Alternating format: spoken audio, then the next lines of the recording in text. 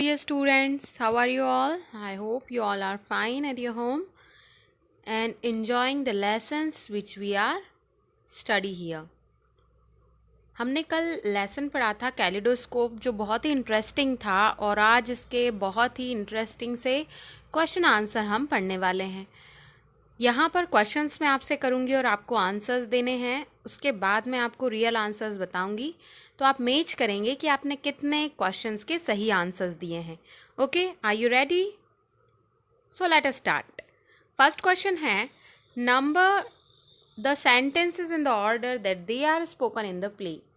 आपको ये सेंटेंसेस को नंबर वाइज जमाना है कि पहले स्टोरी में क्या हुआ, फिर उसके बाद क्या हुआ, उसके बाद स्टोरी कैसे कंटिन्यू रही। ठीक है, सही ऑर्डर में से पुट करना है। चलिए देखते हैं, बताइए क्या होगा answer. Okay, so the first sentence will be, आपके अकॉर्डिंग फर्स्ट सेंटेंस क्या है? यदि आपका आंसर फोर्थ है तो बिल्कुल करेक्ट है। फोर्थ नंबर वाला ही क्या है, 1 नंबर पे राइट किया जाएगा। मीन्स पहले वाइस सेजेस से कहा जाता है कि आप लोग 10 ईयर्स के लिए कुछ चीज़ इन्वेंट करो, यूज़फुल थिंग्स को। उसके बाद क्या लिखा है आपने, बताइए ज़रा। नंबर 247, आवाज़ लगाते हैं राज दरबार में उन लोगों को। देन थर्ड नंबर पे क्या है, emperor I have invented square tomatoes. एक पर्सन आता है, एक इन्वेंटर आता है और वो कहता है मैंने स्क्वायर टमेटोज इन्वेंट किए हैं। देन उसके बाद टेलीस्कोप वाला आता है, it's a telescope is it. और लास्ट में कैलिडोस्कोप वाला आता है, that is oh twist the kaleidoscope. Emperor उसे ट्विस्ट कर करके अपनी एक्सप्रेशन ओह और आह में देते हैं। ओके, नेक्स्ट है हमारे पास, आर दिस सेंटेंसेस ट्रू और फॉल्स। ये जो सेंटेंसेस हैं ट्रू हैं या फॉल्स हैं आपको बताने हैं, तो चेक करते हैं क्या है। The emperor wanted people to invent the most beautiful thing. Emperor ने सोचा, क्या चाहते थे वो, कि लोग उन्हें मोस्ट ब्यूटीफुल थिंग इन्वेंट करके दे, ऐसा वो चाहते थे। तो क्या ये ट्रू है या फॉल्स है? रॉन्ग है, फॉल्स है। फॉल्स क्यों है भला?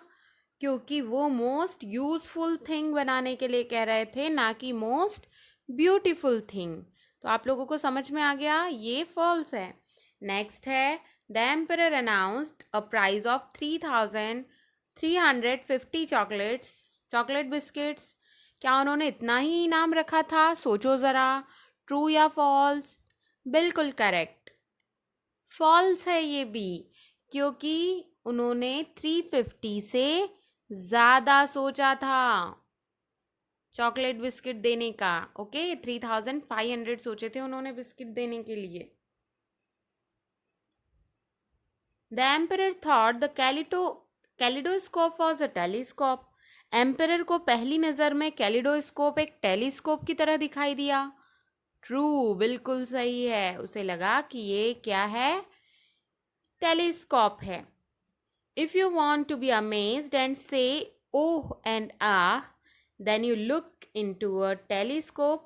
यदि आपके मुंह से ओह और आह निकल रहा है, इसका मतलब आप टेलीस्कोप में देख रहे हैं। ट्रू या फॉल्स? फॉल्स, क्योंकि यदि आपके मुंह से ऐसे एक्सप्रेशन निकल रहे हैं, ऐसे वॉइस, ऐसे साउंड्स निकल रहे हैं, इसका मतलब आप टेलीस्कोप में नहीं, कैलिडोस्कोप में देख रहे हैं। नेक्स्ट क्वेश्चन क्या है हमारा, the winning invention was number 356। जो विनर था इन्वेंटर, क्या उसका नंबर 356 था? सो इट इज़ फॉल्स, गलत है ये तो। ठीक है, चलिए नेक्स्ट पेज पर देखते हैं क्या है। नेक्स्ट पेज पर हमारे पास कुछ क्वेश्चन आंसर और है, that is, so let us start. Answer the questions. How many years did the emperor give people to invent a useful thing. कितने साल दिए राजा ने इन्वेंट करने के लिए? तो सभी को पता है, हम सभी को, कितने, 10 years. How many years? 10 years. Right here, 10 years. The emperor gave people 10 years to invent a useful thing. Okay. Next is name two inventions that the people made. दो ऐसे इन्वेंशंस के नाम बताना है जो लोगों ने बनाए. Explain how they were useful.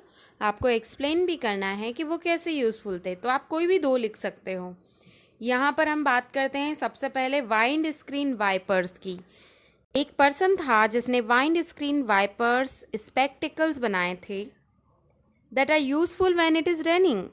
Wind screen wipers for spectacles that are useful when it is raining. जब बारिश हो तब ये काम में आएंगे. हमारे स्पेक्टिकल्स, आंखों के सामने जब हम स्पेक्टिकल लगाएंगे तो रेनी सीजन में उन कांच पर क्या होगा, उन स्पेक्टिकल्स के ग्लासेस पर पानी नहीं टिकेगा, क्लीन हो जाएगा. एक पर्सन ने स्क्वायर टमेटोज बनाए.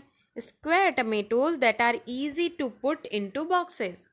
स्क्वायर टमेटोज क्या थे, जिन्हें बॉक्सेस में पुट करना इजी होता. A pencil that sharpens itself. एक पर्सन ने एक पेंसिल बनाई थी जो अपने आप शार्प हो जाती है.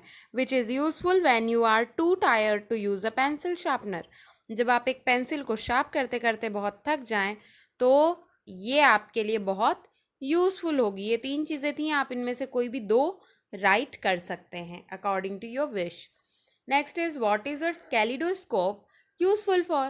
कैलिडोस्कोप किस काम में आता है भाई? A kaleidoscope entertains and amazes people. एक कैलिडोस्कोप एंटरटेन करता है और अमेज कर देता है लोगों को. ठीक है, तो ये थे कॉम्प्रिहेंशन 1 के question answers. Now it's time to read the comprehension number 2. Which invention do you find the most useful and why. आपको इन सब में से कौन सा इन्वेंशन सबसे यूजफुल लगा और क्यों लगा? ये तो भाई आपके ऊपर डिपेंड करता है, कुछ भी आंसर हो सकता है. बताओ ज़रा कौन सा यूजफुल लगा.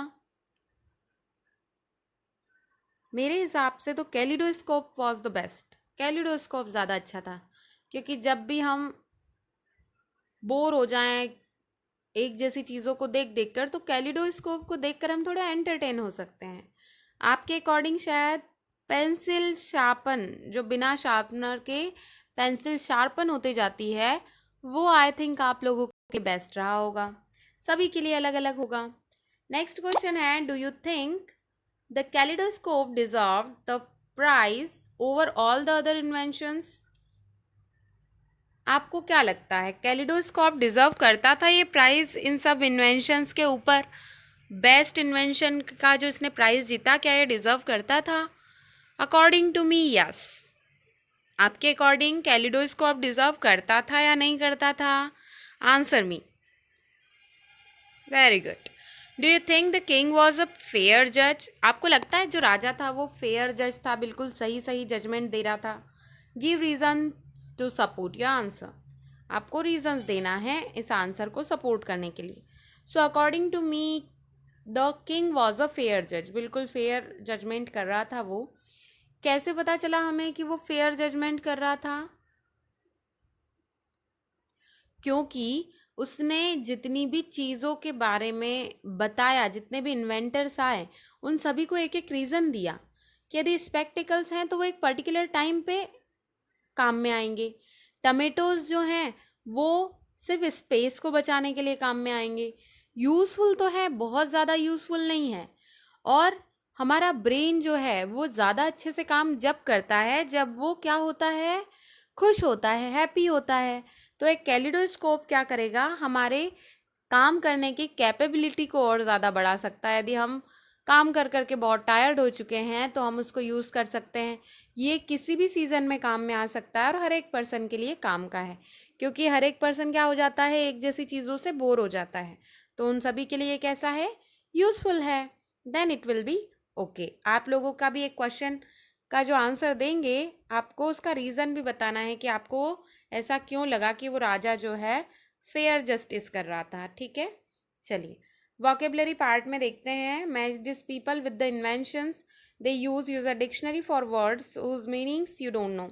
आप यहाँ पर उन वर्ड्स का यूज़ कर सकते हैं या फिर ये जो शब्द दिए हैं, यदि आपको इनका मीनिंग नहीं आ रहा है तो आप डिक्शनरी का यूज़ कर सकते हैं।